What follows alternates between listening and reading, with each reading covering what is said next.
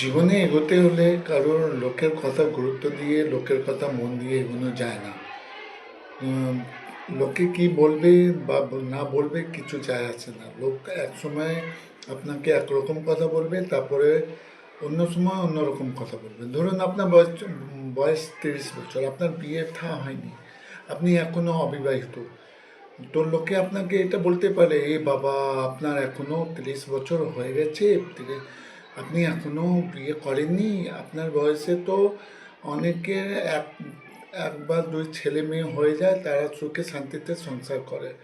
অন্যদিকে আপনার 30 বছর, আর আপনি এই বয়সে আপনি হয়তো মারা গেলেন, তাহলে ওই লোকজনই যে আপনাকে ওই বিষয় ওই কথা বলছিল, এখন অন্যরকম কথা বলবে। এখন বলবে কি, এই অল্প বয়সটা কতটাই ছিল, এই অল্প বয়সে এই বাচ্চা ছেলেটা মারা গেল। বোঝা গেল?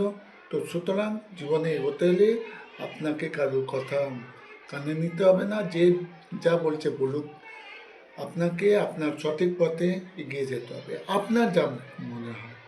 দেখবে জীবনে এটাই শান্তি, আপনার জীবনে শান্তি আসবে। আর আপনি জীবনে আপনার অনুযায়ী করতে হলে, আপনার যা মন চাইছে ওই অনুযায়ী আপনি যদি কিছু করতে চাইছেন, সেটা করলে আপনি জীবনে সাকসেস হবেনই। ঠিক আছে? লোকের কথা মন দিয়ে লোকে কি, আলটিমেটলি লোকে কি বললো বা না বললো কি আসে যায়। ঠিক আছে? All the best.